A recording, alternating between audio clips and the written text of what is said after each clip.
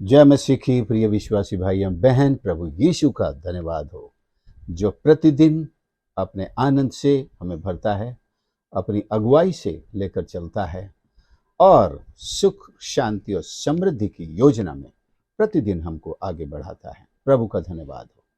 आज का हमारा मनन पहला तीमुथियुस पहला अध्याय और 15 पद। जी हाँ, ये भी बिल्कुल क्रिसमस से जुड़ा हुआ मनन है। यहाँ पर लिखा हुआ है, ये बात सच और हर प्रकार से मानने के योग्य है कि मसीह यीशु पापियों का उद्धार करने के लिए जगत में आया, जिनमें सबसे बड़ा मैं हूं। एक सच बात और मानने के योग्य। हर वर्ष जब क्रिसमस आता है तो ऐसा ऑब्लिगेशन माने यहां पर ये कि कोई ऐसी बात जो हमें माननी चाहिए क्रिसमस से, वो क्या हो सकती है? हर त्योहार पर हम ऐसे सवाल करते हैं कि इस त्योहार की ऐसी कोई शिक्षा जो मुझे अपने व्यक्तिगत जीवन में या पारिवारिक जीवन में या मेरे पूरे समाज में या पूरे देश को माननी ही चाहिए, वो क्या है? और हमें ये सोचना चाहिए, हमें ये खोजना चाहिए, चाहे आप किसी भी धर्म पंथ के हो या कोई भी त्योहार आप मनाते हो, इतना तो सोचना बनता है कि ये त्योहार मुझ पर ऐसी कौन सी ऑब्लिगेशन डालता है या ये रिक्वायर करता है, मुझसे डिमांड करता है कि मैं इस बात को अपने जीवन में मानूं। अगर मैं उस त्योहार को मना रहा हूं, अगर मैं उस चीज को सेलिब्रेट कर रहा हूं, so it's a must that I should ओबे and follow into my own life what it requires और what its main purpose is। उसका जो मुख्य उद्देश्य है वो मुझे मानना चाहिए, ये इसका ऑब्लिगेशन है। तो इस पद को जब हम ध्यान से पढ़ेंगे तो हमें पता चलेगा कि मानने योग्य बात यह है कि मसीह यीशु पापियों का उद्धार करने के लिए जगत में आया। पहली चीज, हमको एज यूनिवर्सल फैक्ट के रूप में, तथ्य के रूप में इस चीज को मानना होगा। और जो मानना शब्द यहां पर है, ये जानने के साथ न टाल दिया जाए, हां मैं जानता हूं, तो ये मानना नहीं हुआ। मानने का मतलब है personal admittance, personal acceptance of the fact, सच्चाई का व्यक्तिगत रूप से स्वीकारोक्ति या स्वीकरण, उसको कहते हैं एडमिट करना। यीशु मसीह इस जगत में पापियों का उद्धार करने के लिए आया, जनरली एज एन इंफॉर्मेशन, सूचना के रूप में, ज्ञान के रूप में तो सारी दुनिया जानती है। जो मर गए वो भी जानते थे, लेकिन बिना मसीह के चले गए, उस ज्ञान का उन्हें फायदा नहीं हुआ। लेकिन जितनों ने इस सूचना को, इस ज्ञान को पर्सनलाइज किया, अर्थात यीशु को एडमिट किया उद्धारकर्ता के रूप में अपने दिल में, उनको उसके उद्धारकर्ता होने का फायदा हुआ। तो कितने लोग आज भी हैं, ये दुनिया के 8 अरब लोग जो हैं, इसमें केवल 54% या 4 अरब से थोड़ा ऊपर लोग जो मसीही हैं। लेकिन आप ये ना सोचें कि सारे मसीही यीशु को उद्धारकर्ता के रूप में एक्सेप्ट करते हैं, नहीं है। मसीहत में भी एक बहुत कम ऐसा परसेंटेज है जो इस पद के अनुसार मसीह को मानते हैं या जानते हैं, अपने हृदय में उसको स्थान देते हैं। वो लोग बहुत कम हैं। तो हमें ये करना चाहिए कि ये जो फैक्ट है, बिब्लिकल ट्रूथ है, बाइबल कहती है, ये बात जैसे लिखा है, हर तरह से, हर प्रकार से मानने के योग्य है। ये कौन से प्रकार हैं? हर प्रकार, ये कौन सी तरीके हैं, ये कौन से प्रोसेस है, ये इंफॉर्मेशन का या नॉलेज का या जानने के ये कौन से प्रकार हैं? सारे प्रकार से आ गया। जैसे कई भाई लोग प्रचार में ये भी कहते हैं कि वेदों में भी मसीह के बारे में बताया गया है, हिंदू ग्रंथों में भी, दूसरे ग्रंथों में भी, पुराणों में भी मसीह के बारे में बताया गया है, और कुरान में भी प्रभु यीशु के बारे में बताया गया है। और भी कितने दुनिया में जो भी ऋषि, महर्षि, भविष्यद्वक्ता सब हुए हैं, हर किसी ने मसीह के बारे में बताया है, हर प्रकार से बताया गया है। और यही बताया गया है, प्रभु यीशु जो उद्धार करता है, प्रभु यीशु जो सृष्टि करता है, जो परमेश्वर है, जो सुसमाचार में बताया गया है वो ही हर प्रकार से बताया गया है। आप कहें सुसमाचारों के अलावा हर प्रकार एक अलग यानी कि एक पांचवा इंजील कह सकते हैं, जो सारी दुनिया में अपने आप ही प्रकट है। परमेश्वर ने सारी सृष्टि के द्वारा प्रकट किया है, सृष्टि के द्वारा भी प्रकट किया है। और कितने लोग जिन्होंने सुसमाचार नहीं पढ़े, जिन्होंने और किसी भी माध्यम से नहीं सुना, कलीसिया में नहीं गए, उन्होंने भी यीशु के दर्शन पा लिए। प्रेरित पौलुस तो सुसमाचार का दुश्मन था, सुसमाचार तब तक लिखे भी नहीं गए थे, और उसने चेलों के प्रचार को सुन के शायद उसने यीशु को भी, ये उस जमात में होगा जिन्होंने यीशु का विरोध किया, यीशु को क्रूस पर चढ़ाने के लिए सब कुछ किया, उसी भीड़ में से होगा। क्योंकि ये ज्यादा पुराना नहीं है या बिल्कुल ही छोटा बच्चा नहीं है जो यीशु के क्रूस पर चढ़ने के बाद पैदा हुआ हो, क्योंकि उस समय वो भी चेलों की उम्र का ही था। तो ये एक पैरेलल, समानांतर एक व्यक्ति है जो अचानक ही यीशु का विरोधी नहीं बना है।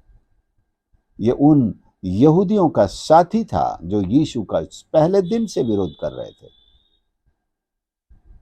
लेकिन उसको हर प्रकार से यह सुसमाचार मिल चुका था कि यीशु प्रभु है, उद्धार करता है।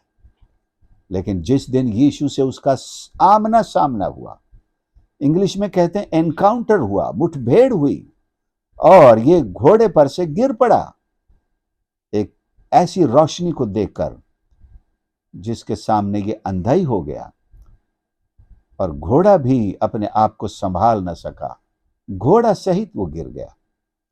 और फिर प्रभु ने उसे आवाज दी, हे शाऊल, हे शाऊल, तू मुझे क्यों सताता है? उसने पूछा, हे प्रभु तू कौन है? उसके मुंह से पहले ही निकला, हे प्रभु। आवाज तो सुनी लेकिन पहचाना नहीं कि ये कौन है। जब उसने कहा मैं यीशु हूं जिसे तू सताता है, उसके बाद तो पौलुस जो है बहस करने की भी हालत में नहीं था। उसने सब कुछ मान लिया कि हाँ प्रभु तू ही है। और उसके बाद हम पौलुस की जीवन यात्रा, उसकी मिशनरी यात्राएं, 3 यात्राएं, चौथी रोम की यात्रा, और ये 13-14 पत्रियां, इब्रानियों की मिलाकर 14 पत्रियां जो उसके द्वारा लिखी गई, उसके समर्पण को, उसके ज्ञान को समझते हैं। ये वही व्यक्ति जो कह रहा है हर प्रकार से, it is truthful saying and worthy of acceptance that Jesus Christ came into this world to save sinners, of whom I am the chief. उन पापियों में सबसे बड़ा मैं ही हूं। दूसरा फैक्ट यह है कि हमको केवल यीशु एक उद्धारकर्ता बन करके जन्मा है, यहूदियों का राजा बन के जन्मा है, उद्धारकर्ता और प्रभु है। इतना जान लेने से हमारा क्रिसमस सेलिब्रेट नहीं होता है, जब तक कि पौलुस के समान हम ये न कहें कि मैं भी एक पापी हूं, मुझे इस उद्धारकर्ता की जरूरत है। हम अपने गुनाहों से तौबा करके यीशु को अपने हृदय में उद्धारकर्ता, मसीह और प्रभु के रूप में ग्रहण करें। We must accept him is our lord, our saviour and the Christ. तभी हमारा विश्वास मुकम्मल होता है और पिता परमेश्वर हमको अपने पुत्र के रूप में ग्रहण करता है, और स्वर्ग की सारी आशीषें, स्वर्ग का अधिकार परमेश्वर पिता हमें प्रदान करता है। तो मैं आपसे निवेदन करना चाहता हूं कि क्रिसमस आपसे कुछ मांग करता है। Christmas demands something from you, an obligation, जिसमें आप कहें मुझे क्या करना चाहिए। अगर आपने ये काम पहले ही कर चुके हैं, तब तो आप मुझे कह सकते हैं कि मैंने तो बहुत पहले, आज से 30, 40, 50, 60 या आप 80 साल के 80 साल पहले इस बात को फाइनल कर दिया था। हाँ, यीशु इस संसार में पापियों का उद्धार करने के लिए क्रिसमस के दिन पैदा हुआ, और मैंने उसको अपनी पहली ही घड़ी में जैसे ही जाना अपने हृदय में स्वीकार कर लिया। 80 साल से मैं उसके पीछे चल रहा हूं, वो मेरी अगुवाई कर रहा है। अगर आप 60 साल से 50, 40, 20, 10, 5 साल या 1 साल से भी चल रहे हैं, मैं व्यक्तिगत रूप से आपको बधाई और धन्यवाद देना चाहता हूं। लेकिन यदि कोई ऐसा व्यक्ति आज मुझे सुन रहा है जो क्रिसमस का केक तो खाता है, क्रिसमस पे कॉफी तो पीता है, चर्च में नए कपड़े तो पहन के आता है, लेकिन कभी ये सोचा कि यीशु मुझसे क्या चाहते हैं, क्या ऑब्लिगेशन है। मैं जो ये सेलिब्रेशन कर रहा हूं, ये उत्सव मना रहा हूं, जय जयकार भी कर रहा हूं, गीत भी गा रहा हूं, चर्च भी आया हूं, कुछ गिफ्ट्स दूसरों को भी दे रहा हूं, मुझे भी मिल रहे हैं, तो सबसे बड़ा ऑब्लिगेशन क्या है? वो यही है, क्या आप प्रभु को जानते हैं? क्या आपने उसे अपना हृदय दिया है? क्या आप उसके पीछे चल रहे हैं? अगर नहीं, तो मैं कहना चाहता हूं, इससे पहले कि 25 दिसंबर आपकी जिंदगी में आए, आप आज ही अपना हृदय यीशु को दे दें, उसे अपने हृदय का उद्धारकर्ता, प्रभु और मसीह स्वीकार कर लें, अपने सारे पापों से छुटकारा पाएं, क्रूस पर बहाए गए उसके लहू से अपने मन, प्राण, आत्मा, शरीर सबको पवित्र करें, एक शुद्धिकरण करें, क्योंकि लिखा है बिना पवित्रता के कोई उसे देख नहीं सकता। और ये पवित्रता किसी नदी के स्नान से नहीं, किसी दूसरे संस्कार से नहीं आती है, ये केवल यीशु के लहू से धुलने के द्वारा आती है। उसके लहू से हम धुल जाएं, पवित्र हो जाएं। यीशु का वचन भी हमें धोता है, शुद्ध करता है। तो आज ही इस अनुभव को हासिल करके सच्चे अर्थों में इस क्रिसमस को हम मनाएंगे। हमारा प्रभु, हमारा परमेश्वर स्वर्ग की सारी आशीषें खोलकर हमारे लिए बैठा हुआ है, न केवल इस संसार में, इस जीवन में, बल्कि अनंत जीवन में, इस जीवन के बाद और बड़ी आशीषें हैं, और बड़ी बड़ी आशीषें, और बड़े आश्चर्य कर्म हैं। सबसे बड़ा तो यही कि हम प्रभु के साथ होंगे, उसके स्वर्ग लोक में होंगे, स्वर्ग में होंगे, और हम अनंत काल के लिए सुरक्षित, आनंदित, आशीषित और हर तरह से आनंद में आगे बढ़ेंगे। हमारा प्रभु हमारे जीवन में यही चाहता है, क्रिसमस यही लेकर आया है। तो ये क्रिसमस ऐसे हमारे हाथ से जाने न पाएगा। मैं आज ही अपने प्रभु को अपना हृदय देकर इस बात को सिद्ध करता हूँ, सच सिद्ध करता हूँ कि ये बात सच है और हर प्रकार से मानने के योग्य है। मैं भी इसे मान लेता हूँ, स्वीकार करता हूँ कि मसीह यीशु पापियों का उद्धार करने के लिए आया।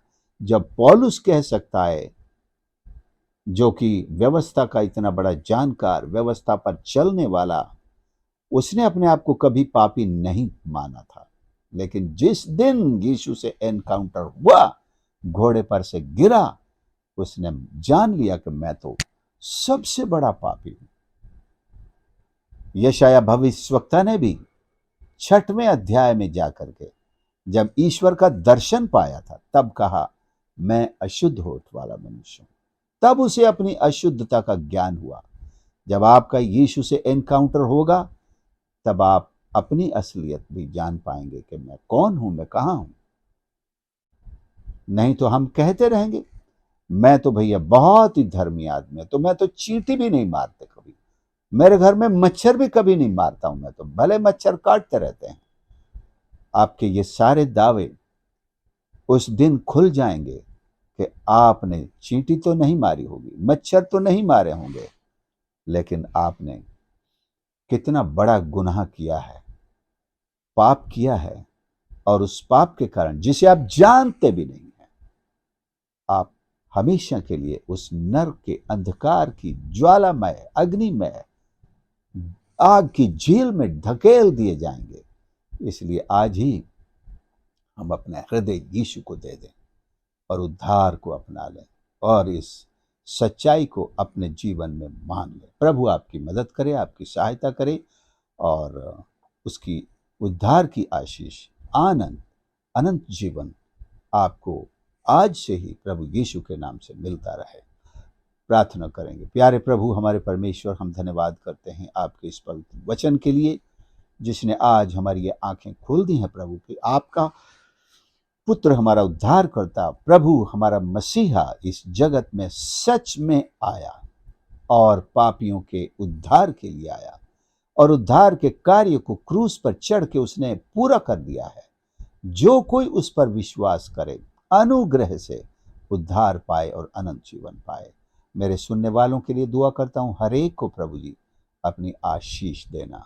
यदि उनमें से किसी ने आज तक आपसे उद्धार नहीं पाया है, आपको उद्धारकर्ता के रूप में नहीं जाना था, नहीं समझा था, हमारी प्रार्थना है क्रिसमस का ये सीजन उसके लिए इस ऑब्लिगेशन को उनके हृदय पर डाले कि हाँ, मुझे प्रभु को अपने हृदय का उद्धारकर्ता स्वीकार करना है, और करें, बपतिस्मा लें और आपके महिमा में अपना जीवन बिताने पाएं।